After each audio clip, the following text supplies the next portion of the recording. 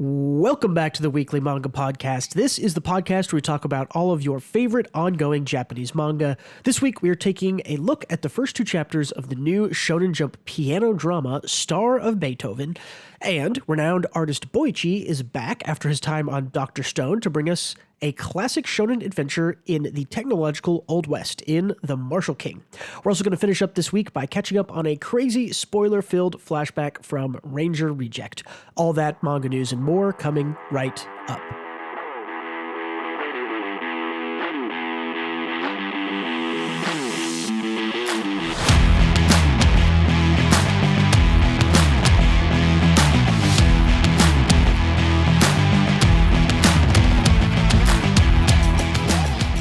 Hello again, my name is Bruce. I'm the proprietor of the White, Gray, Black YouTube channel, and this week I'm joined again by my constant co-host, Gautam.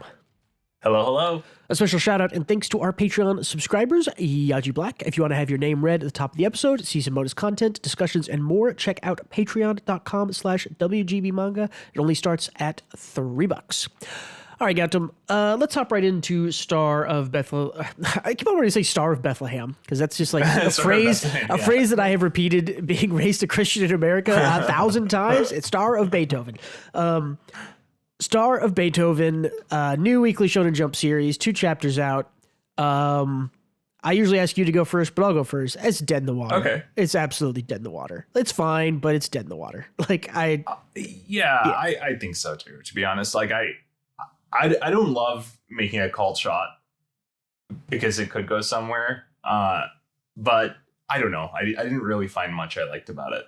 Yeah, same. I think the art is messy. The layouts are okay. The big issue I had with chapter 1 was that the main character had no drive. I did not know what the main character wanted. I did not know what the main character desired, what his path was at all. There's a little bit of that in chapter 2, but not really. It tells us the history of the main character. It does not actually tell us what he wants. Like, it kind of maybe alludes to it, but and not like giving your main character some kind of desire is so basic and essential to the start of a story that people, I think, forget about it. And this Yaso in this story does not have a drive at all from what we can see. I think Beethoven's great. Yeah, it's kind of funny you mentioned. I think we're very aligned on this because I also thought, like, I didn't even know, like, the main character is a piece of cardboard in my eyes. Yeah. He was just kind of there. When he I guess this is like, we're going to go through the chapter here in a sec, but you're right. Beethoven is the standout. I kind of, like, as I was reading the first few chapters, I was like wishing that the main character wasn't even there, and it was just Beethoven being a crazy old kook. For sure. Give me. It's more like oh gosh, what was there was an anime that came out a while ago that was some ancient Chinese general gets reborn and helps a pop star girl. Do you know what I'm talking about? Is it Nobunaga? But no, it's not Nobunaga. I don't remember this. It had a really catchy OP that. Hold on. Chinese general, pop star. Oh, Chinese general. Yeah, I think he was Chinese. Your boy Kong Ming. That's what it's called in English. Yeah, okay. I don't know if you heard about this. All my friends watched it, and it has a really catchy OP if you go listen to it. But that's more fun because that was fun. But the main character's also that sounds silly, right? Because it's a Chinese general engaging with pop star culture. Right. Yeah. Like in modern day. Yeah. So I got curious because we've gone through a couple of series like almost exactly like this, right? Like where it's sort of a character drama with one fantasy element. The directing thing that came out a while ago by the Shokugeki no Soma creators was like this. Like this kind of like slice of life drama with a slight fantasy element. There's a weird kind of like mutant house thing from last year. Jump has tried this style of manga a lot in the recent years. And so I went back and looked because I was curious. I asked myself, when was the last time Weekly Shonen Jump had a series like this, right? A sort of slice of life drama with a single fantasy element or maybe even no fantasy elements that like worked and lasted more than like a year. What do you think the answer is? Is the Shokugeki no Soma. Shokugeki, the movie one. the movie one they made afterwards, Tenmaku Cinema. Tenmaku Cinema, yeah, that did not last a year. That lasted, well, maybe it lasted exactly 1 year, but that, I mean, in my mind, that kind of got a slightly extended life by having senior creators, and then got canceled, after the second round instead of the first round. The answer is never. The answer that I found, looking at the past 25 or so years, is that Weekly Shonen Jump has actually never had one of these types of stories be successful. All of the ones that are successful, like Witch Watch, is kind of this, right? It's a slice of life. It has kind of a singular fantasy element in it, but that's also a rom-com. That's a rom-com, right? Yeah. And it's like an unhinged, like, it's like I think Witch Watch is more an exploration of the medium of comedy, which is why it's good, right? Well, it's a different gag, a different type of joke, a different magic every week, and it keeps it fun and spice. Like and varieties of spice is what exactly. Yeah. And every time I looked for, hey, is there a sort of slice of life, slight fantasy thing that Weekly Shonen Jump did? Every time that it was successful, it's a comedy or a rom-com also. And I just don't, I'll be honest with you. This was intended to be a comedy, though. Maybe? Like, I don't because know. of how Beethoven was acting. If this is supposed to be a comedy, it fails on a whole nother level for me, because it was not funny at all. I mean, I did think Beethoven was a little funny, but he's unhinged, but I don't know if we're going through the chapter, because I have thoughts on why this doesn't work.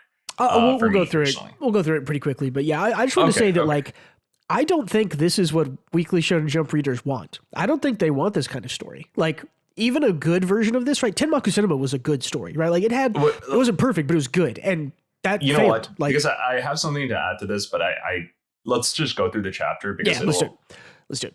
I think we can kind of summarize why it doesn't work in our eyes. Rough art. This is kind of a flashback of Yasuo's master here from the first thing. This is chapter 2, by the way. Again, Beethoven, I think, is fun in these. Like, I enjoy watching him act sprinting after him, chase. Just to recap chapter 1, basically he meets Beethoven in a convenience store. He's like, let's call the cops. The convenience store lady's like, no, I don't want the heat on me.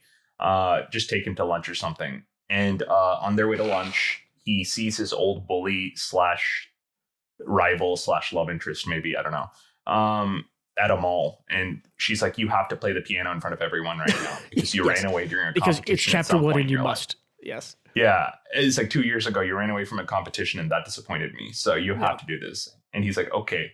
And then Beethoven is like, dude, just play music. What are you doing? It's like, I lost my hearing and stuff. Your problems are irrelevant. Play music. Yeah. And they play music, and them actually playing is like completely skipped over. And instead we just get an audience reaction of how good it was.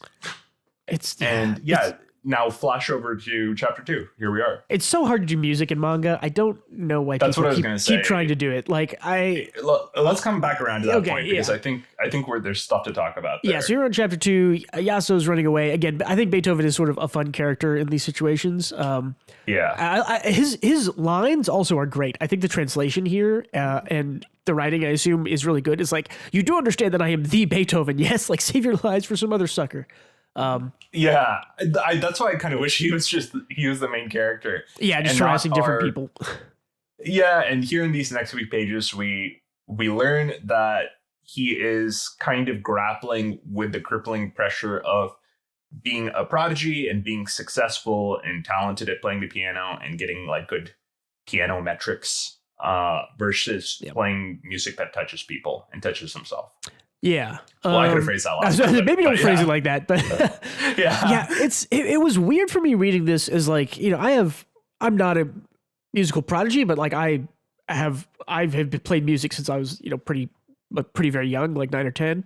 But I really enjoy playing music, and watching this kid go through and like be like, I added a fake class to my schedule so I didn't have to play music and I could trick my dad. I was like, this guy doesn't like playing music. This is like not compelling. Like as a child, he just hates playing piano. Like, he doesn't like playing piano. He's really good at it, but he does not like it. And that's like super sad and disconnecting. It isn't like, oh, I love it, but I had tried too hard and got burnt out. He's just like, he's 6 and he's like, I don't like this. I don't like playing piano. And that's like, okay, why did you keep playing piano? Like, what the flashback is trying to convey is that he does like playing the piano. He just doesn't like the pressure and expectations. Yeah. It's like something that's supposed to be a fun time, like a meaningful activity to him, not something to kind of like put like metrics behind. It's like, I have to be the best at this, I have to beat all my peers kind of thing. Yeah, because he gets, the next thing that kind of happens is he walks by a shop, he hears this guy playing piano, and he sort of gets inspired, and this is the guy he calls like his master or whatever.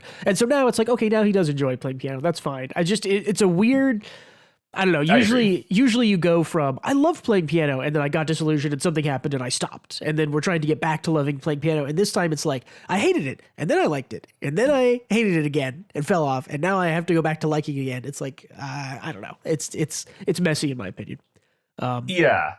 And I think we see the theme of like failure come up a lot, like pressure, expectations, and failure. Yeah.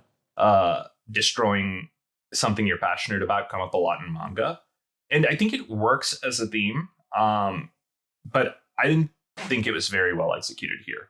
Yeah, I don't think so.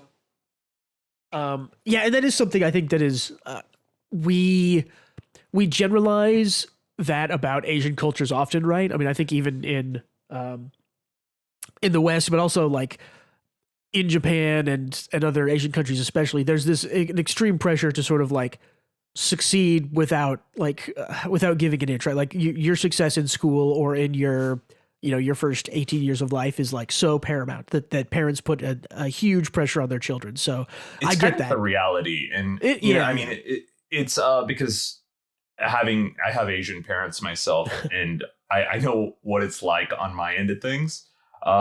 It's very much one of those things where all the parents put a lot of pressure on their kids to be successful because they want their kids to be successful in life. But more importantly, they want to have something to talk to their friends about and brag about, and like they compete with each other. It's like, my son's a doctor, my son's a lawyer, kind of a thing. Yeah, it's a status symbol to have a successful child for sure. So I'd like this pressure. I think is like appropriate for that, but it's like you said, it shows up a lot in manga and anime, and it's been done way better than this one. So. I agree. I did like, I did particularly like I said, the writing in this has some really good moments in it. Like I like this line here. It's like, the piano may be king of the instruments, but that doesn't make the pianist a king. Like, that's a cool fucking line. Like, I like that. I actually, so there's some, I feel like with some of the adult characters, like Beethoven had a cool line too. Yeah. In the first chapter where it wasn't even like, right. I guess it was the author explaining Beethoven's mindset when he created his Fifth Symphony, right? His Fate Symphony. And Beethoven was describing how it's all about handling like depression, failure, the harsh realities of life, while losing his health and hearing. And I'm like, that's just awesome. That's like, I don't know. That was there's some good dialogue when it wants to have some. Which again, I connects back a little bit to what I was saying about how I don't think this is what Shonen Jump readers want, because I think the weakest part of this is the like shonen protagonist. Whereas if this story was about the adults in the room, it like might be really, really good.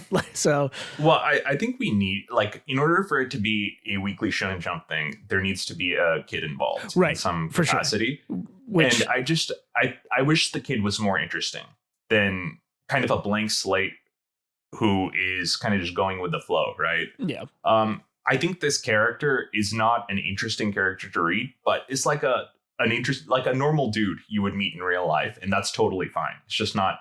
Yeah, he's got his one thing, piano playing. But yeah, so it's not an interesting comic character, I guess. Yeah. So the master here, he says, gives you the classic music, touches people's souls. Listen, just become a good pianist, okay? One who can reach others' loneliness, one who can touch people's souls like no one else.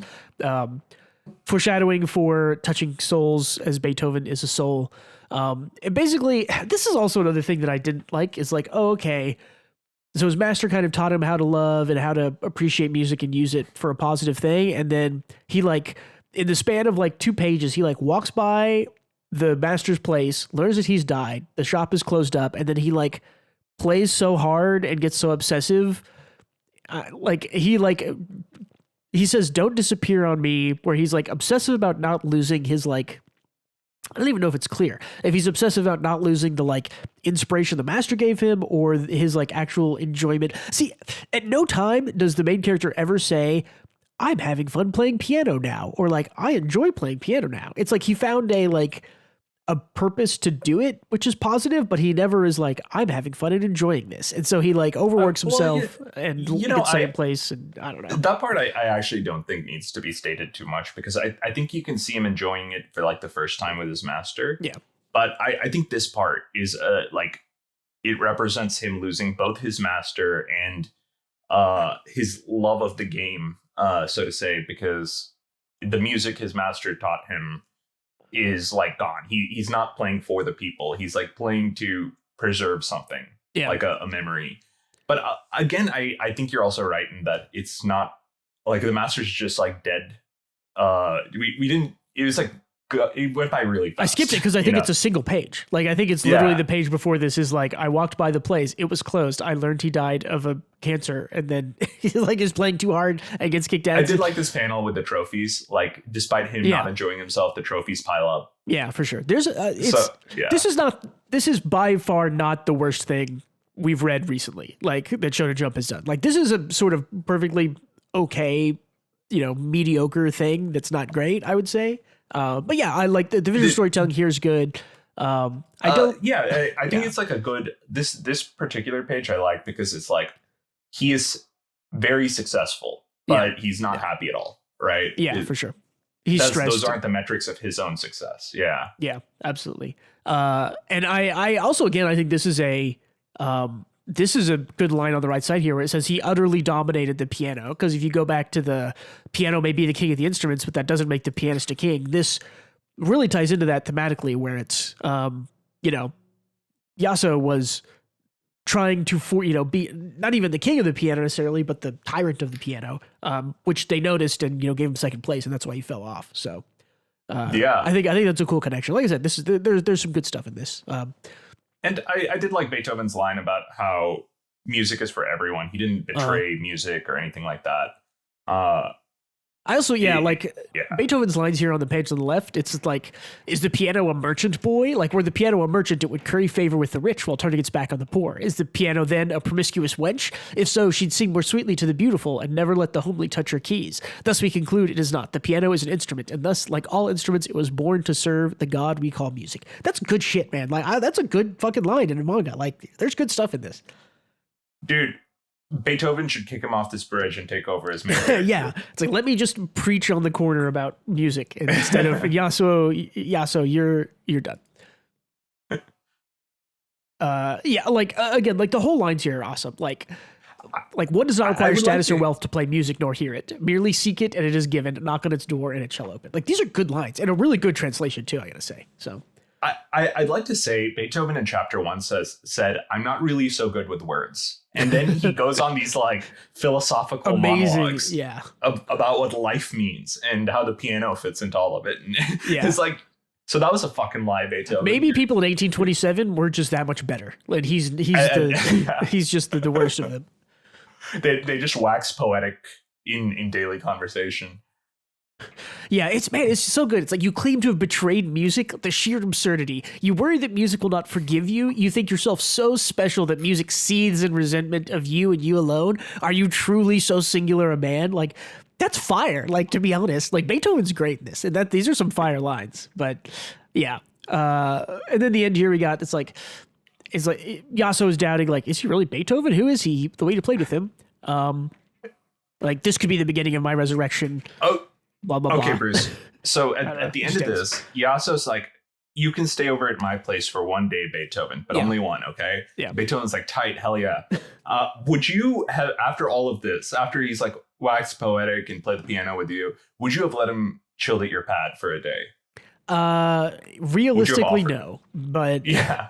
I don't know, man. If someone comes up to me and it like looks like a homeless man, it seems crazy, and then spouts these fire lines like freaking like the love of God or the light of the stars, music rains down from above. It's like, okay, he's sane and he has sanity somewhere in his body. That's a crazy person. No, I would just think that's a crazy person because if, like we can only see these as like philosophical lines because we know that's Beethoven. That's true. I would think that's like a deranged person just saying stuff. I'd be like, what reaction do I give him so he doesn't stab me? Yeah, it's a little crazy, but it'll be, I mean, that's the dysfunctional partnership that we'll get in the manga. So I think we said our piece on the main character. He just really doesn't work for us. We do like Beethoven. I in regards to like music, right? I don't know if it works in this medium. It doesn't. I think it's just one of those things that just does not work. Like, yeah, because it's something that has to be heard and felt. And this is like, it might seem contradictory due to how we love Akane, but I think Akane, we can see the actors' reactions, and I don't know. I can feel that. I can visualize that better. Whereas I can't hear the sound of music like over a manga. So I think like music anime I love a lot, and shows and movies, but I don't know if I can really get the same feeling from reading someone play the piano. It's a weird there's like a weird Venn diagram. I don't know. There's like a there's a name for a Venn diagram where it like excludes certain parts and it includes them, but like music doesn't work very well, in my opinion, in written, like reading media. Like if you're writing a story about a music performer, like a novel, it can't be about the music. It has to be about the person. And it's the same thing here. Right? Yeah. Like the music can be a part of it, but you have to find a way to make it not about the music. You have to, it can't be like, like the overture of his 8th symphony sounds so good in the bar 15. It's like, just stop right there. But in the same way, stuff like reading doesn't work in like movies and visual media. Like, have you ever seen a movie or a TV show that just like presented you with like a letter on screen and just sat there for like 2 minutes to let you read it? Like that doesn't work either. So like there's this weird crossover where it's like, but novels and manga is all reading. So it's this weird, and you could just put a note on a page and let them read it. Right. Like, so there's this weird thing where like certain media doesn't work in all other kind of crossover media things, where it's like, music, in my opinion, does not work in written media at all. Like it has to be about the people. Does, because we can see the competencies on screen. Like we can still visualize that. Yeah, like, facial emotions and dialogue. Yeah. That's Akane is a stage performance, which is works just fine, I think. Yeah, I agree. Ultimately not my thing. It sounds like it's not your thing either. I think it's doomed. I think this is not what Weekly Shonen Jump readers want to even try. Like I just don't think this is the kind of thing that that people reading Weekly Shonen Jump want to try. Like they don't want a music human drama with one fantasy element in it. Like these have never worked in Weekly Shonen Jump. If there have been any that worked that I missed, put them in the comments, because I'm happy to be wrong about it. But I can't think of any recently that were successful, that were ran in the series for more than about a year, maybe a little bit longer. But we're all talking about a sci-fi element, but how sure can we be that this guy's actually Beethoven? Yeah. Oh, yeah. Maybe not. I mean, he could be delusional, but he could just be a guy. Yeah, who's good at the piano. Yeah. Who knows?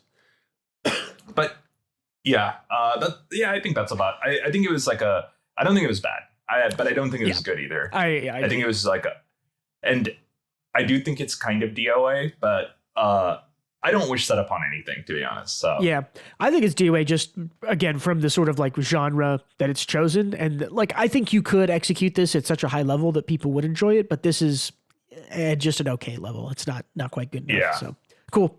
But let's get on to another new series with some completely different issues and strengths. Martial Master Outlaw. This is Trigun Shonen Part 4. This is the Martial King by Boichi. This is also Chapter 2. We had Chapter 1 last week. This is basically Harry Potter Western Gun. If you had told me that Hiro Mashima wrote this, right, like the king of the generic shonen, I would be like, oh yeah, he did. It's exactly the same. It looks great. I actually, are we covering the first 2 chapters? Yeah, first 2 chapters. Yeah. Okay. So I went to go see the Reddit for these, right? I didn't see the one for the Beethoven. I don't know what the reception's like, but I did for Martial King. And people really hated the writing, seemingly. Yeah. I think I liked it. I thought it was fun. I thought it was dumb fun. Yeah, it is basically generic shonen bait. Like it just is like this. It just is the plot of, is it Blue Exorcist? Right? Is the one where it's like it's a guy and his dad is a important person and he goes to school to control his powers and get something from the academy. Like yeah, it's also the exact same plot of, oh god, what was the like rock. There was that Mashima thing we reviewed like last year. That was new. Dead Rock. Dead Rock. Right? Almost exactly the same plot. But that was fun. Also. That was a fun manga. Yeah, but it was also a straight generic like shonen action battle. Like is exactly the same as like it has the exact same plot as literally 40 or more other manga. You know, people complain about things being generic too much when like I feel like this is a punch thrown straight, sure, but it's a fun one. You know, it's like it throws it well. Yeah. Well, and it helps that the Boichi is just a god at art. Like he's one of the best working artists today. So it looks great to read. So even if the writing's kind of like, it's like, well, it looks great. I want to turn the page. So I didn't even think the writing was all that bad, even though it was trope filled. Yeah, I agree. I don't think it's bad. I think that it is kind of generic and trope filled, but I don't, you're right. I don't think that necessarily means that it's bad. But let's go through the chapter a little bit and we'll get to some stuff. This school looks cool.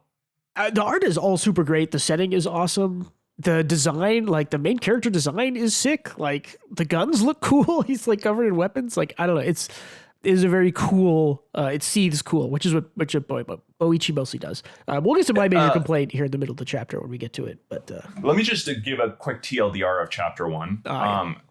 Basically there is this guy called M. Godspeed, who is the baddest outlaw who's been ruling over the Outlands for hundreds of years. And the chapter starts with him doing a train heist. He's that strong.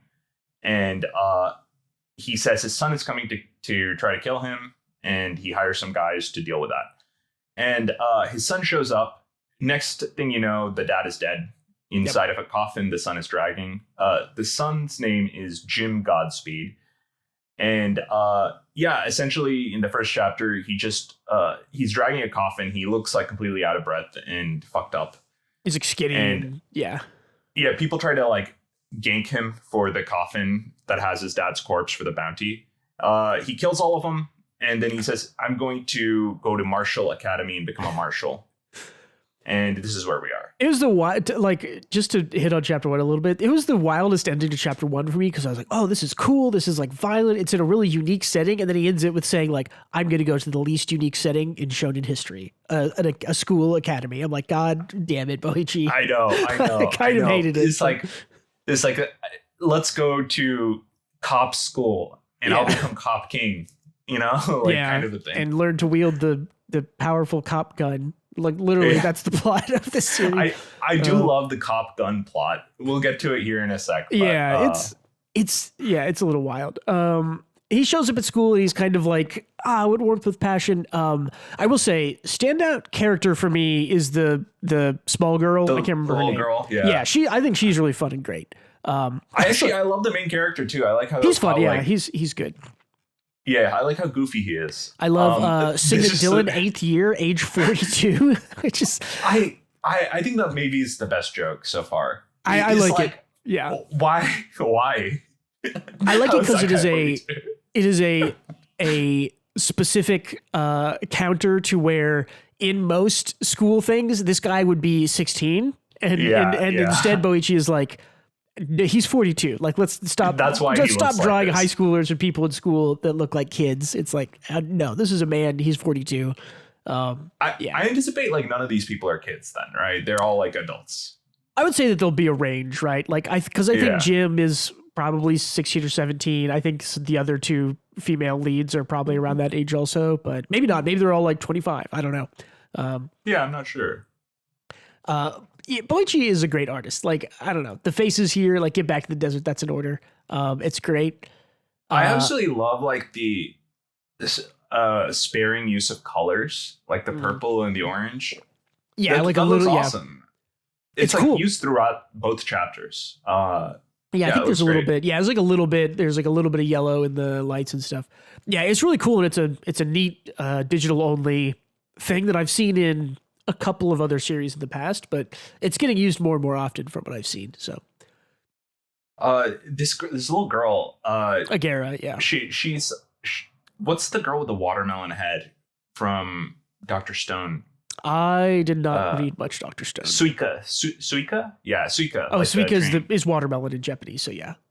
Oh, is it really? Okay. Did you ever play Suika game that came out like I guess 2 or 3 years ago? Yeah. It's just watermelon game, I believe. So. Okay, yeah. She looks just like a character from Dr. Stone. Okay, well, we'll get to that too because it happens again in like 3 pages. Okay, it happens again right now, actually. So we meet our sort of hot female lead protagonist, which Boichi you could not stop him with a jail and threat of death to draw some hot girl in his thing. No marshal in town can stop him. Yeah. Yeah.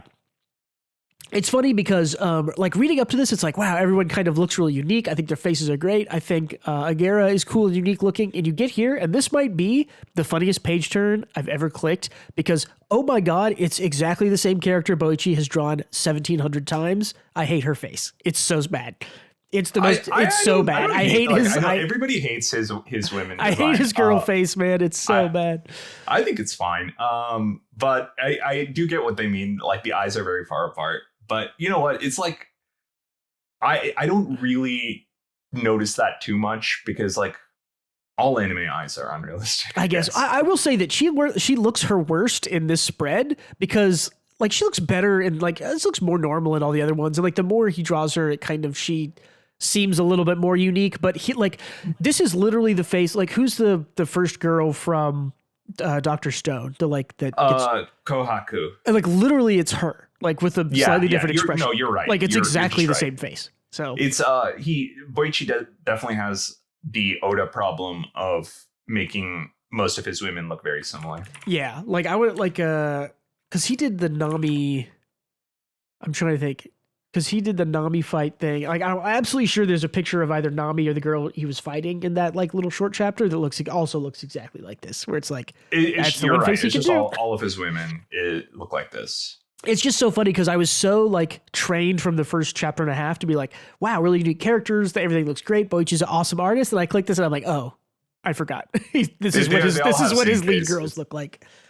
Yeah, he has the same issue Oda does for sure, where all of his women have same face. Yeah. Cool names in this though, like Century, like Great Martial Commander Century Black. That's pretty cool. Mira Black is good. Yeah. Again, his facial expressions are still good despite his faces. Like even in this picture, it's like her lips are bigger, her eyes are smaller. She looks fine. Like it's just this one is just a bad shot. So they're totally setting up like this girl's father, Century being like 100 years, right? Yeah. And they mention how his dad was like an outlaw for 100 years and notorious. They're setting this up to like his dad and her dad were like arch rivals, kind of like Goldie Roger and Garp, right? Yeah. That would be the generic thing to do. The cool thing to do would be they were lovers, or I was going to say they're brother and sister, or stepbrother and sister, right? Like his dad was at some point Century Black and then changed to be Jay Godspeed, or they were the same man. That'd be cool, but I don't think so. But then he'd have called his sister hot. Yeah, well, wouldn't be the first time Star Wars did it. Yeah, so. I know Star Wars did it. Yeah, yeah. So you can do it here. Basically, they challenge each other to like a quick draw shootout. Again, like you mentioned, like she looks great here. I think like way better in this shot. From the side. It's just weird that like the first time we see her, she looks so generic and bad, and it's like she looks fine here. Quick question, Bruce. Side topic. At the end of the first chapter, did you realize that the main character, Jim, was hot too? Like I didn't realize that he was hot until after he like put on his cowboy clothes and cleaned up. I don't know. It's hard to because he looked like a skeleton before that. Yeah, right? He was definitely like an emaciated skeleton, but I definitely got the idea. It's like, oh yeah, he cleaned up good, in that sense, I guess. But it felt like a mini twist that he was actually attractive, not just a skeleton man. It's the best twist Boichi's got in a man. You gotta let him have it. But like this spread looks great. So they do. I thought this was cool. Actually, they do this quick draw. I forgot that he says like you're really hot. They do like a quick draw thing. And she's like, oh, he's fast. Could it be? And boom, they both This is shoot. like this is such insane slippery bullshit that I loved it. I liked it though because it was like that's so crazy and impossible that it's cool, right? Like which is the good thing. He's like, oh no, I fired my gun backwards, and then the Agera who's like, I saw the whole thing. The eyesight of Agera Dutch is second to none. It's like I don't know why they call him Jimu. Maybe they asked him to change it. I don't know why I hope that's not like a your thing where they just change the translation. Yeah, I don't know. Because Jim is Jim like is if you're a translating name. for the West, just leave it Jim, right? Yeah, I'm guessing that I follow the translator David Evelyn on Twitter. He's very, very good at translating on Dead and Luck.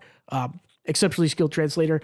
He translated it as Jim in the first chapter. I'm guessing they saw that and were like, "That's not his name. His name's Jimu." And they're like the Japanese, who are overseers. And he was like, "Oh, okay, I have to do what you say." It's just baffling because it's a Western setting, right? Yeah, it's Jim. And everyone else has. Well, I guess her name's Mira. That's a Japanese name. So, but yeah, Agira?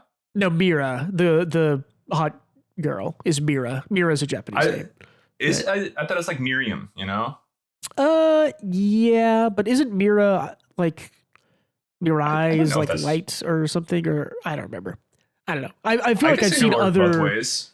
Like I've seen other manga and anime girls named Mira before, so it strikes me as Japanese. I feel for me that's like a old timey English name, but I guess it could work both ways. Could be both, yeah.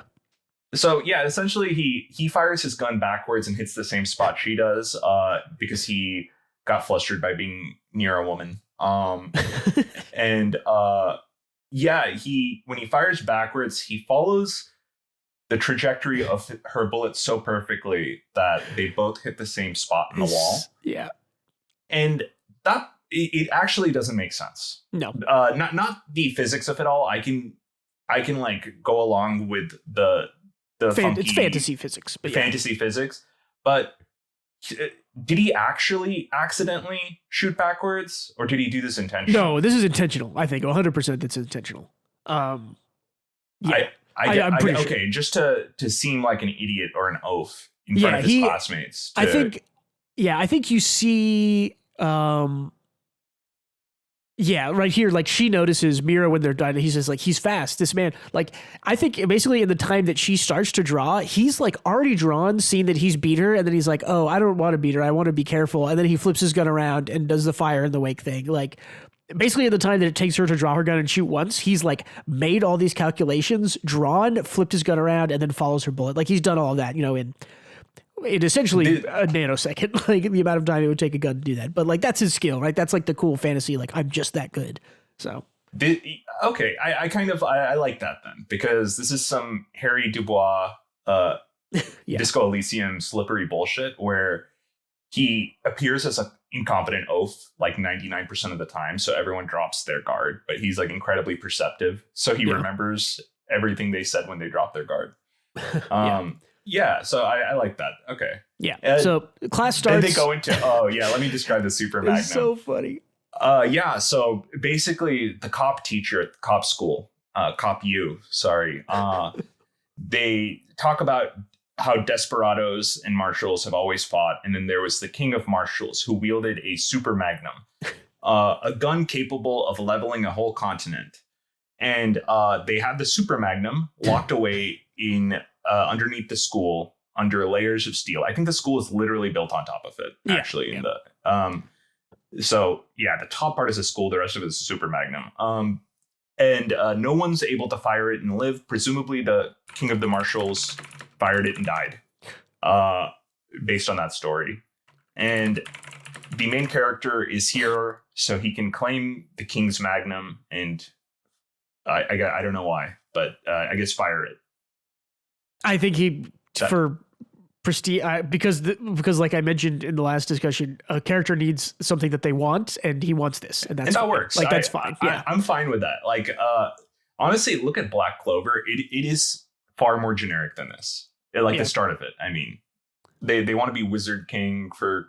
Yeah, I mean, they literally they stole One Piece, but this also stole One Piece. Oh, there's a little bit of stuff, but but I feel like if you're going to be the king of anything, it's like, and you're, I don't know, the Marshall all King, feels like One Piece, you know?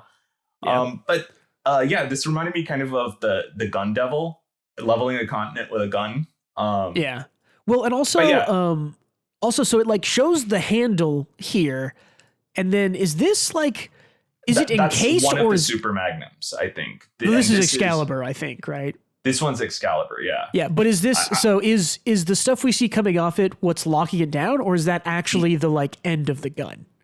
it's locking it down, I believe, because Okay. they said they buried it under. Yeah, They sealed it off in the institution with 400,000 steel frame. Okay. Yeah, so it's just like a gun that's like locked down, like it's an eldritch entity. Yeah, because I thought it would be cooler if this was like Akira-ized, where it's like this is the handle and you pull it and the whole thing is the gun and it like fires, like it just causes an explosion or something. Like that would be cool. I think you're right. Though. I think it is just locked down. I would prefer if it was like a gigantic gun too, right? Like it's like a small handle for this 400,000 ton gun. Yeah. But It is interesting design-wise that these guns have katana handles because why not? That's just badass. That's yeah, just well, like badass shit. the teacher here also has a katana handle gun. So I don't. Does Jim? I think Jim has two guns, right? Have you played Metal Gear Rising? A little bit. Yeah, I'm familiar with it. Jetstream Sam has a katana that like the what's the sheath has a like firing mechanism. It fires the katana out of the sheath. Yes, and he grabs it for a quick draw. Yeah, and that's like the kind of shit it reminds me of. It's very cool. As a personal anecdote, I think anytime you combine guns and blades, it's cool. Like I think Ruby is one of the lamest series ever, but like Ruby's like sniper scythe is awesome, and I think Final Fantasy VIII is cool. Squall. Squall is cool. I think God, there's other gun okay, let's not go too far. Yeah, Squall, I love it. I think it's cool. Squall is not cool, but his gunplay is very cool. His gun is cool. Yeah. Yeah. But yeah, we get Jim here saying, I'm going to claim it fair and square in a way that everyone will acknowledge. That's why I enrolled. I'm going to have them recognize my skills in no time. Yeah, again, Goofy. this is why I like Akira, and I think she's my favorite character so far. She's just like head buried in advanced gunsmithing, and her like the goggles on her. Yeah, the goggles are like a second pair of eyes. I thought okay. They aren't actually, but her character design like I was leads like you I to thought see this them. was like so you know how Saitama has like the boobs shirt? Yeah. That's what her goggles remind me of. Like yeah. his little boobs shirt. Yeah. It's also I also like the comedy of it is good. Boichi, for all his writing issues, I think is pretty funny. Has some good comedy. So he's like, this Agara Dutch will cover them all, and it's like he's asleep already. He's not the studying type. And he's like, Agara, eyes front and center. Okay, so I read this Reddit comment that's like, why does everyone have to make such a goofy main character? And I'm like, it's fun. I just don't agree with that at all. Like, make more characters goofy. Yeah. I don't want I think I am more of a goofy character lover than I am an edgy character lover. I'm trying to think of the last like serious like in an action battle shonen also for sure I don't want a hyper serious main character. Like I trying to think of the last good hyper serious main character in a battle shonen. I don't know. Like, is Kagurabashi from Kagurabashi? Kagurabachi's pretty but he's I don't want to say he's that the main character in Kagurabachi is not a compelling character. He's not a complex character, I will say. He's pretty simple and straightforward. He's the straight man to everyone else's wildness, is what I was saying, which works. Listen, bro, less interesting. Yeah, I get you. It's like some people love Dante and some people love Virgil, and it depends on the camp you're in, right? Yeah, for sure. But that's it for Marshall King. Anything else? What did you think overall? I think it's an easy read. I think I will keep reading it, and as long as it doesn't get too. If it gets too predictably generic and any less fun, I don't know. It just seems like an easy read, like an easy, fun, simple, straightforward, like a great art. Like, I don't know. It seems like a page turner, like an easy page turner. It might be like the greatest 7.2 ever. Yeah, I feel the same way. I actually had a blast reading it. I thought people were overly harsh. But I think maybe I'm also being skewed by being a hipster and being brainwashed by Boichi's art. either way, I had a great time with this. Yeah. So I'm looking forward to it. I think you definitely cannot understate the importance of the art in a manga. Like, if your art looks good, if your story is bad, it's still more readable. Like, Yeah. if you have an sure. awful story and amazingly perfect art, it's easier to read that than something with like mediocre art and a mediocre story, in my opinion. So, cool. I completely agree. All right. Big spoiler call. This is chapter 170 of Ranger Reject. If you are not caught up, the discussion we are going to have is going to spoil a lot. So click through until you see us not looking at Ranger pages. Let's do it. Ranger Reject 170. This is called, oh God, this is like age 10 flashback 3 or something like that. Yeah. So how do you want to do this? Do you want to kind of talk about how we got here? Yeah, quick? definitely do a little bit of a catch up of how we got here. This chapter also has some interesting stuff in it, but yeah, so basically D gets sent to another dream world where the goal is to make money to escape. That ends up with him teaming. World. Yeah, that ends up with him teaming up with a person who we're all led to assume is Yellow Ranger, whose name is eluding me right now. Is Kiritani. Kiritani, yeah. But he seems like a kind of like a nicer version of Yellow Ranger. But it clearly is like, that's Yellow Ranger. Like, it's the same guy. They kind of get into some hijinks for 2 or 3 chapters. And then what is it? D gets like teleported into a room with a TV screen, which then like is showing him this flashback of Yellow Ranger, like going through. Yeah. We see him. One quick thing to note though. Yeah. Because I think this will come back around, is in that dream world, basically you achieve the win condition and go back to the real world if you make $5 million or 5 million fantasy bucks in that one. Yeah. And basically they make 10 million. Yellow Ranger doesn't want to go back. He wants to live in that world. But D and D's rival, I forget his name. I don't know. He's one of the red cadets recruits. One of the red cadets from the early game of the series. I think he's red. Yeah. He's red. Yeah, one of the reds. But either way, the red guy gets sent back, and the Yellow Ranger of that world, who doesn't want to go back, was holding the briefcase, so he passes too. But D is like kind of like caught up and doesn't get past, and he gets in trouble. And they put him in this room where he sees kind of Yellow's memories. Yeah, yeah. And that's kind of the flashback we're in. Yeah. D and us, the audience, are seeing Yellow's flashback. Yeah. And then in these flashbacks, let me actually see, because the names of them, the names of the chapters here I thought were really cool. So I want to go grab those. So so we get, when we start the flashbacks, we get the chapter's called Shinya Kiritani, age 28. That has 5 parts. And then after that, we get Shinya Kiritani, age 10. And that we're on part 3 of that. So. Okay. I didn't read the chapter names. That's cool. Yeah, it is interesting because, so basically how short can we make the Shinya Kiritani, age 28? What basically we learn is that he is a writer. He's been put on this new project, which is Dragon Rangers or whatever. Or he's, I think, maybe the original. He's like the original writer of it, from what I understand. Because the idea of the TV show. Because the idea of the Dragon Rangers, as we learn, it comes from he is dating or engaged. I think they're just dating at the start. Engaged.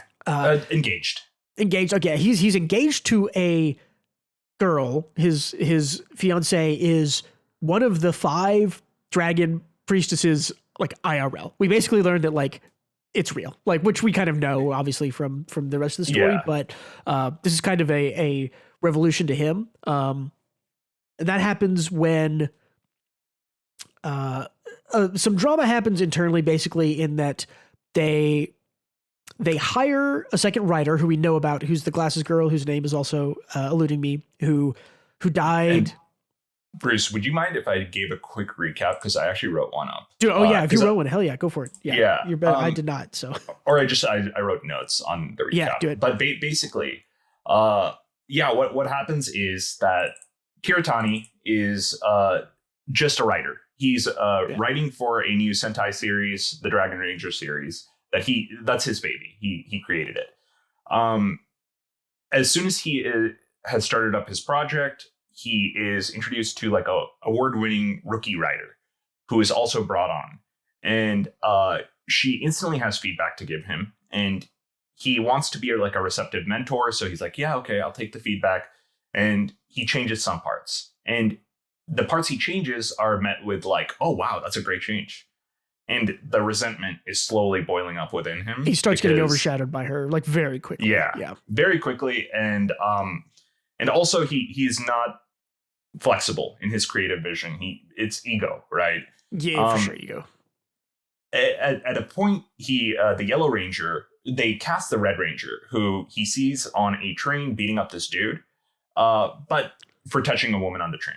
Yeah. And he thinks to himself, wow, that guy is volatile, but at least he's trying, right? They see Red Ranger again for the audition for the Red Ranger part. They instantly take him in. The guy who's supposed to play the Yellow Ranger just mysteriously disappears. They all think he like ran away from home or whatever. This is like exec's son, who's going to get the job. He was like a nepo cast. Like they didn't necessarily want to cast him, but it's like, oh, he's the son. Yeah, he's like the son of the exec, and you kind of have to cast him. You're like, all right, whatever. Exactly, nepo baby casting, and then Kiritani, they ask him to play Yellow Ranger in the interim because they need to film, and he does for the first episode. And then they still can't find the guy, so they're like, let's just keep Kiritani as the Yellow Ranger. So for the first like 5 or 6 episodes, he is the Yellow Ranger. His co-writer says, the rookie says, I don't think it's a good idea for you to keep playing this part because I looked at the script for episode 6, which is like a big moment, and it's not ready. And they should have you focusing on writing, not acting. And he's like, well, we're hitting deadlines, so we have to do both. And not everything can be 100% good. Yeah. We have to meet deadlines ultimately. And she's like, okay. So he's to like a minor note, he's kind of really torn up and sad about that. Like he knows that he's basically like betraying his baby by trying to do both, and he doesn't like it. He doesn't like that he has to say that to her. But his ego kind of gets in the way of the like, oh, we have to do it. It's both that he hates like having to do that compromise, like you said, but also he likes the attention of being the Yellow Ranger and being a part of his own project. Yeah. So he wants his cake and eats it, and like wants to eat it too, whatever the saying is. Wants to have his cake and eat it too. But anyway, as we continue, like the show is released, the first 6 episodes, and it's kind of an audience dud. Yeah. Despite him thinking very highly of the show and thinking like this is the best thing he's done, like critical reception, audience reception is like, this is not that good. But he has since like stopped being an active writer in the role, the rookie writer, because he's acting, and the rookie writer takes over his baby. And episode 7 onwards is getting huge critical success. Like everyone's like, yeah, that rips. This writer's really killing it. And he's like kind of like losing it more and more because his thing is more successful than ever, right? It's like going up in success, but it's not his anymore. His contributions are just in the acting role, not in the creation. So despite its success, it's feeling less like his win. It's like a dual feeling over there. He's feeling inferior. So his wife, his fiance, says, I have to show you something. And she takes him to a mountain and shows him like in the secret path, like the temple of the dragon priestess. And she's like, me and my sisters are all dragon priestesses. That story about the divine dragon I told you, it was you were kind of in writer's block, so I kind of just gave you a part of my life there. And he's like, I wonder if I can get sued for copyright. Yeah. It's a funny joke, but I think it's also telling of his ego and selfish parts, you know? Yeah, for sure.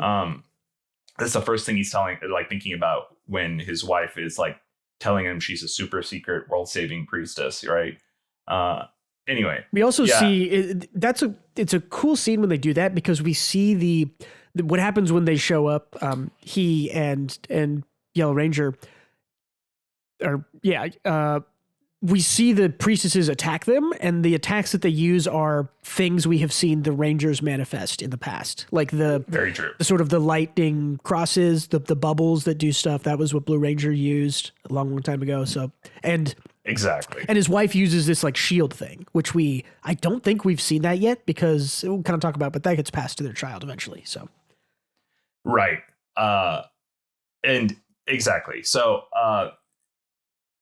essentially Kiritani, is kind of hands off the show. He's just an actor now. The show is doing well, but ended up being a dud, after they found out that Yellow Ranger has been murdered and like found in the woods. Kiritani finds out, puts it together that it's the Red Ranger. He finds evidence, but he also suspects. He confronts a Red Ranger guy about it, and Red Ranger's like, I understand if you want to report me. I had to do it because he wasn't committed to the part. Yeah. And Kiritani was like, nah, you did a good job, man. Good stuff. And then later, right after he says that, he goes and calls the cops and reports him. Yeah, which we see later on is sort of like a psychotic break in that he did it and doesn't remember it, and there's kind of two sides of him, which will come up in a bit. Exactly. Yeah. So anyway, after that, the show ends because of the big scandal, and he goes and works on the farm with the priestesses, and is just living a peaceful life. And he appreciates the peaceful life. He loves the priestesses and his fiancée, but he is also the second part of him that loves his art is going crazy inside. Yeah. And it all comes to a head when his wife, he and him try to have a kid. They have a son, and dragon priestesses, the boys always die early. The boy died, and they essentially try to bring him back to life with the cloning tubes that we saw. Yeah. They use the dragon priestess magic to develop technology around it, which kind of is an immediate connection to that's how the Rangers exist. Is this technological utilization of the dragon powers, the dragon priestess powers. So essentially, instead of resurrecting their dead son, it's more so an excuse for Kiritani to obsessively pursue his craft, his baby, his real love, the art. He makes two clones of himself. One clone, a little on the nose, dressed in white, is the part that values and cherishes his family and his peaceful life. And the other part is the one that values and cherishes his art obsessivly. Yeah. And after that, he says, well, there's no need for the failure anymore, and slits its own throat. Yeah. This was wild. Reading this 2 or 3 weeks ago when it happened, I was like, what the actual fuck? But it's interesting because it's kind of hard to express in a recap, but Kiritani this whole time in these flashback chapters, he knows that he has both of these things that he loves and is kind of obsessed over, his family and his art and the show. And his big thing is he does not know which one to choose to go after with his whole heart. He literally can't figure it out. And this is his way of figuring it out. It's well, I'll just do both, and kills himself. Yeah, I'll just do both. Exactly. Yep. I'll let my clones do both, and I'm off. The worst decision. Yeah. Anyway, he kills himself. He made both the clones age up to 10 years old, by the way. Yeah. So they have the brain to understand his intent. Anyway, as soon as he kills himself, the clone dressed in black essentially bullies the shit out of the clone dressed in white, the empathetic one. It tries to kill him. It not even tries to kill him. It kind of just beats the shit out of him, knocks him unconscious, and then goes up and kills every single dragon priestess, including his fiancée. I think it's his wife is at that point probably, but yeah. His wife at that point. Except for the little girl priestess. Yes, doesn't kill. Her name is Muko at this point. We learned about her earlier. We learned that there's there's a younger dragon priestess. The others are all in their 20s or 30s, and then there's a young dragon priestess who I think is 4 or 5 the first time we meet her, named Muko. And there is at some point one of the dragon priestesses says something about how there's only ever supposed to be 5 dragon priestesses, and if there's ever another one, it's bad luck. And so it's a harbinger of destruction. So there's this tie together of they let this Muko girl live and raised her, and instead of offing her and having only 5 dragon priestesses, right? The 4 who are there, and then the wife, they have 6. And so I think it's cool that kind of leads to their downfall with, or it's one of those how do you say it? like hypothetical connection of like the dragon powers are real. They might have said like, hey, you got one too many. Here's a crazy man from Hollywood who's going to fuck your shit up. Yeah. So. Well, I think the sixth one existing opens itself up to some interesting thoughts, but Six Rangers. Yeah, maybe like finally we see that White has taken Muko. The clone dressed in white has taken Muko and is living a peaceful life. Kind of just trying to do right by her. Yeah, they're just like fishing on the beach and living in a hut. Yeah, and he changes her name. He changes her name at this point to Yumeko, who is the girl we meet in chapter 1, who is I think she's part of Yellow Battalion, isn't she? That would make sense. Yeah, she's the crazy one, the last dragon. She's the crazy one who wants to take down she's like very on board with taking down the Rangers in chapter 1, and we've seen her a bunch. So yeah. And it also makes sense why Yellow lets her get away with so much and keeps her so close. Yeah, for sure. In retrospect. But anyway, basically the clone dressed in white takes finds a corrupted fish and decides to take the boat out to go investigate. Muko goes with him, and they get attacked and they wash up on shore. They swim over to shore and they find this secret island laboratory. That's where we are in this chapter. So yeah, the weird looking invader guy comes up and it's like, oh, hey, boss man, experiment's going good. And he shows him around the laboratory thinking he's the clown dressed in black. Because they look alike. There's some important kind of exposition lines here. It's like so this place is his base, his being the black Kiritani, the bad Kiritani. And the project to create invaders with the powers of the divine dragon stolen from the Suzukiri clan has already come this far. So the passion based one, I guess you would say, is basically like, I'm going to exploit the dragon priestess's powers, the dragon powers, to create, like, he's like furthering. Tell me if you agree with this. In my opinion, this is a furthering of the cloning technology they use to create the Kiritani twins to try to clone a divine dragon, is basically right. That's kind of the lead on to get to there. Yeah, I think what they're doing is they're using Red as kind of a test subject clone to create like a human infused with divine dragon powers. Yeah. A human that otherwise didn't have it. So not like a priestess who was born with it, but like just and person.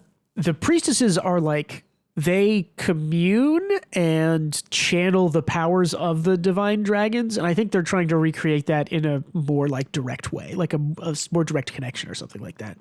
Yeah, like he says right here, like creating a human divine dragon, like as opposed to exactly. So. And essentially, in this chapter, you see like one of the clones of Red created, and he looks terrified upon his like birth. Deemed a failure and automatically disintegrated. Yeah, we get a cool. It says DR738. They like do this test. They inject him with something. It's like he has invaderified is the word they use, which is interesting to say that. Not the most scientific term. No, and it's probably a weird translation thing, but I like it though. It's funny. It's cool. Yeah, I mean it is a good thing. And oh god, what was I going to say? Well, I know that on the next page we have a great line about. Or did I grab it? Oh no, it's this one, right? So there's basically, I don't even know how to connect it yet, or if there's more information here, because it's like trying to connect someone with the divine dragon power, but it fails, creates an invader or an executive, and if it succeeds, you get like a ranger. But a ranger is really only channeling through technology, so I don't. The real channelers are the dragon priestesses, right? So. I think Red is also a real like successful version of this, because yes, before the dream world and the flashbacks, Red is like using real power. The Red clone who did all that stuff in the slums 2 years ago, is channeling real power. So he has some kind of divine dragon connection, I think. So yeah, I think you're right that they do figure this out eventually in some way. But I think aside from Red, none of the other Rangers have like aren't like hybrids like Red is. Yeah, yeah. I think that's true. They're also not clones. Because Yeah, we know they're that just people. Pink dies, they don't replace it with a clone of Pink. They get someone else. But red is the one that they keep replacing with a clone. So Yeah, the figurehead makes sense. Yeah, and here you see like one of the successful iterations of the executives that only existed in his brain before, but now brought to reality. And then we get to see, I think this is our red, our failed clone red. Oh, no, not this one. This one is the one that wakes up as horrified and gets disintegrated. Well, this is the one that there's an interesting line here. They call him Reject, which is like, oh, it's name drop. It's classic. I guarantee you the official release will use some other word because the Reject isn't a part of its title. I just like this. And it's like XX, right? Like it's like the foot soldier XX. Yeah. Well, you wanna hear my crackpot theory? I think this is probably a good time to drop it. I think D is one of these failed clones. I think. Oh, totally. Like I think he actually might literally, because we see it on screen here. I think DR740 might literally be D. Like I think that they're showing us this to show us D. Yeah, I actually thought this was maybe XX. You know, like because it could be. We see the two X's. It could be. That's her name, XX, right? Yeah, that's the name of the girl invader that we meet long time ago. But yeah, she's been around. Yeah, I think D is definitely one of them. I think this one, just because we see the visual XX on screen, might be just XX. Yeah, maybe. My thought was that because in the very next test, right, in DR741, they successfully clone Red Ranger with the power. My thought is that the reason D is so different is that he's extremely close to being a successful clone, but he's not a successful clone, right? That's why there's a couple of things that he does in the story that are sort of like, I didn't think invaders could do that, or invaders shouldn't be able to, use the divine dragon, stuff like that. So I think I think D is a terrible clone, like for their intent. Well, yeah. He's like way too empathetic. He doesn't follow orders at all, right? Like I think D is very much one that they would deem a complete failure even now. But just because they are very much after a powerhouse unit that follows orders. Well, I guess in the sense that they are trying to create a clone with the power of the divine dragons, if they call 741 a success, 740 is their closest to making that. Where I agree with you. The other, he's rebellious, he doesn't fit the mold, blah blah blah. I will also say that D's human form. Let me pull up a picture of it. D's human form. So Sakurama. Yeah, looks a little bit. No, not Sakurama. This version. Looks a little bit like a Red Ranger with longer hair. Like kind of looks a little bit like it. Yeah, so. I totally think you're on the money. Is that D is just one of the copies of Red Ranger that failed? I think so. Either one of the copies or like a conglomerate of a bunch of them, right? Because we learned. But I also don't think he has any divine dragon power. I don't know. He's just a failure. failure. Don't know. That's yet to be seen. I think he might, but we'll see. He might not. I hope he doesn't. I appreciate that he is completely powerless even until this point in the story. Yeah, for sure. I think it makes him being a failure succeeding better. Yeah, for sure. But yeah, this one is they deem it a failure, but this was their successful attempt of infusing the dragon powers into a person. And I think this is our Red Ranger, the crazy one. I think this is this is the one that I think we see wake up in the slums and do all that stuff. Yeah, I think so. And I think they erroneously deem it a failure because truly, Red Ranger is insane. He is a murderer. I think that is a perfect clone. Yeah, this is what they are going for. This was a success, even though the guy said this guy's a total failure. Yeah. He just didn't understand that this is what Red Ranger is like. Yeah. Yeah, for sure. And there just wasn't the like different social pressures or raising or whatever of him to want to not kill people because he clearly is just like that. But he's just a psycho. Yeah. He kills everyone in that lab, and the clone dressed in white takes Muko and runs out. Yep. And that's basically the end. So wild shit happening in Ranger Reject for the past like 3 months. So cool though. I love the series. Yeah, very cool. I suppose the only thing is how do people not talk about how this was a TV show at one point? I like the little kids. I remember like in the previous chapters, we were all speculating, right? Yeah. It's like the little kids like ask their parents, like, wasn't something like, wasn't this a TV show that you watched as a kid, Dad? Dad's like, oh, let's not talk about that. Yeah, I don't know. I mean, there's still some mystery around the TV show. I mean, the big kind of finale mystery about the 28th episode script or whatever, 26th, whatever that, like the final script thing that the glasses writer girl wrote.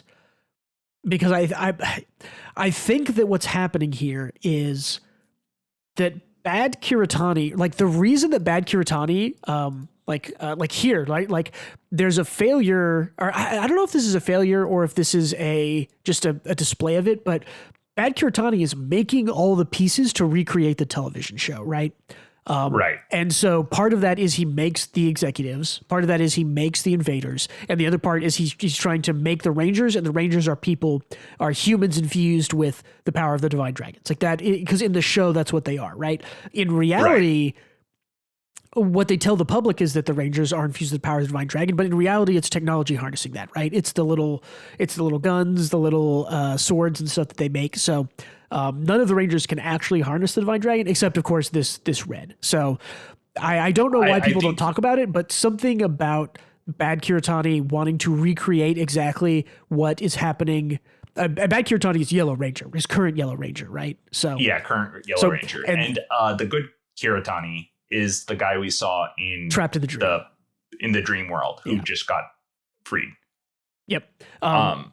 So that's why he's after the script, right? Is that Bad Kiritani's goal through all of this, I think, is basically to recreate perfectly his art IRL in real life.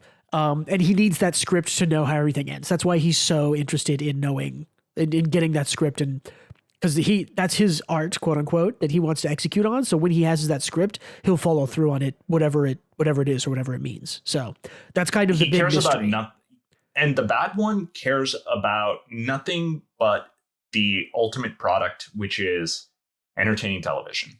Yes, which is a side effect is televising the real Rangers that exist now and creating the real Rangers as like a I don't know how to, like, as a real product, which is also televised, but like it's real. Like they're like the Rangers are real. So yeah, it's crazy. Yeah, it's a story where his show failed so bad that he made the show in real life, and and they like it now, don't they? Detriment. Yeah. His Joker arc. Yeah, pretty much. I think the other Rangers are just normal humans that aren't in the know outside of Red, because they couldn't even get Red right in his eyes, right? Like they couldn't even get the Red clone behaving properly. What chance do they have to get 5 different Ranger clones all behaving how they want them to if they can't get one dude?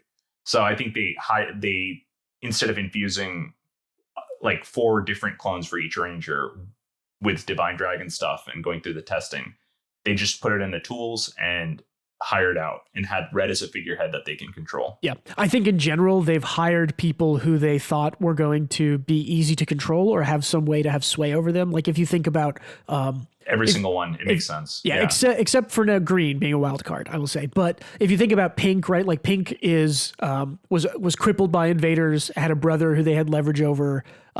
Basically, like the only way she could use her legs and walk was the power of the divine dragons being a ranger. So, and Blue was just this like hyper justice filled guy, the first Blue, right, that died. So they control him by having the first Blue also had like bills to pay. Like he was in organized crime to keep an orphanage open. That's right. I forgot about all that, but yeah, for sure.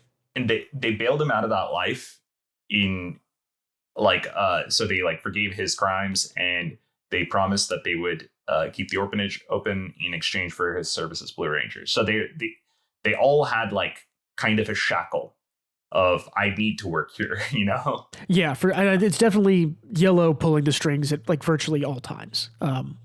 For like the majority of the stuff. This is the moment now where I'm in the mindset and the mood of like, now you start to read through. Like if you're like need to look for more hints and stuff like, where is this true? Where is Yellow pulling the strings? Like, how does this all tie together with Yumiko and all this stuff? It's like, now would be a good time to, or maybe as soon as the flashback is over. I don't know how many more chapters we've got, but I think we learn a lot from the Invaders' Rights Association arc. Yes, with the old Ranger stuff. I think a reread would help us remember, because like the Super Mega Death Invader guy, the boss of the association, really loved the old show, not the new show.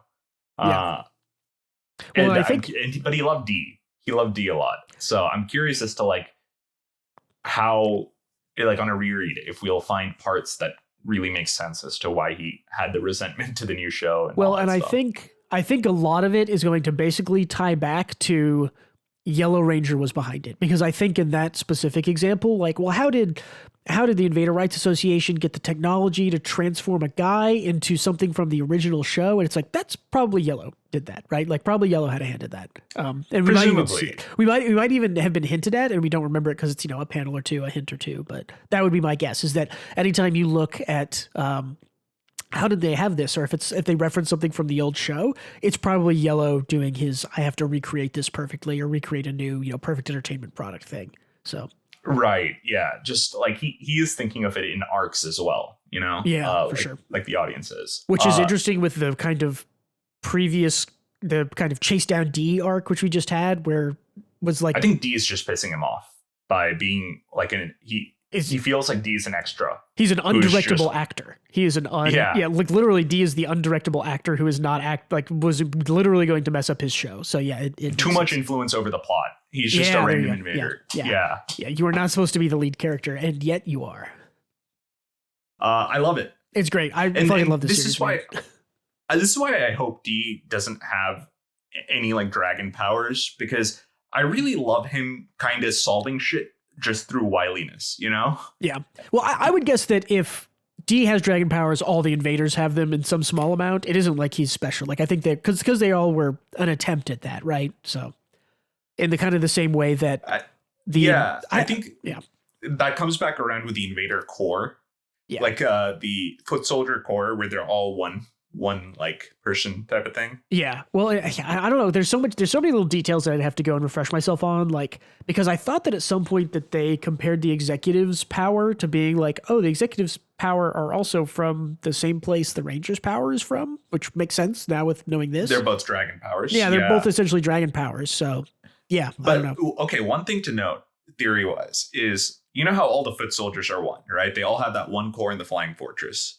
As they mentioned earlier, the Super Mega Death Invader told you. In that case, Red probably shares the same core as D. Potentially, yeah. That's definitely possible. Yeah. Honestly, if we're talking about clones sharing the core, it's also possible that Yellow Ranger and Good Kiritani might also have that core. True. Very potential for that to be true. So yeah. So destroying that core, that might be, prediction for the finale.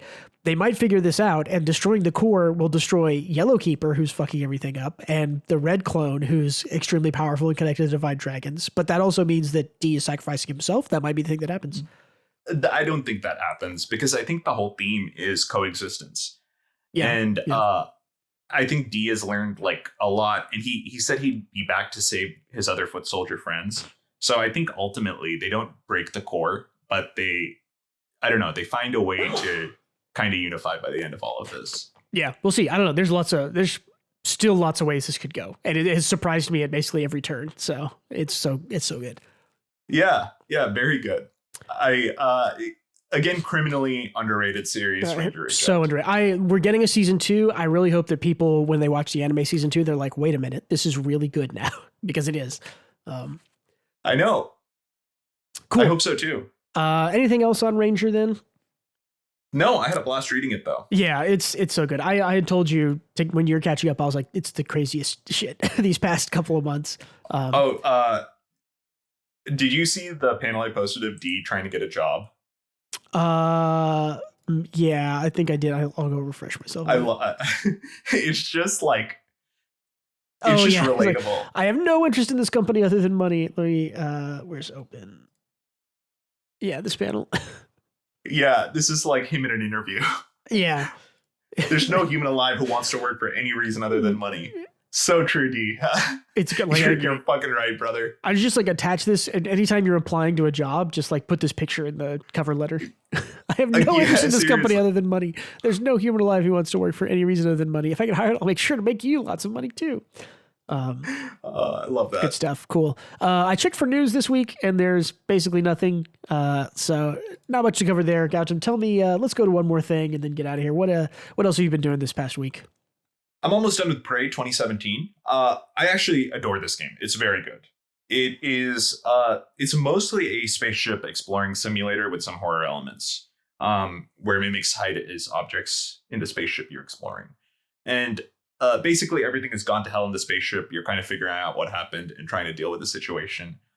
It's on Game Pass. If you're looking for a good survival horror action game, this is. And you haven't played this one, it's fucking great. Yeah. Try it out. Lots of people really like Prey. It's a really inventive, immersive sim style type game almost. Yeah. Yeah. Akin to Deus Ex kind of a thing. Yeah. Similar. Cool. I am also advertising Game Pass. I'm playing Avowed, which I did have to pay like $22 to play a little bit early, but I think it's really good. It's like a really distilled, focused version of Skyrim with like way better combat, as opposed to having to run across a giant continent. Like all of the secret caves and islands and stuff you can get to are like really close together, and so you just kind of pop from one to the next. So I've played for like 4.5 hours. I've kind of explored most all of the first, like half of the first little area. And I have like 10 or 12 unique items, like special items and stuff. And it's really good. I like it. Well, it works for me. What kind of build are you doing?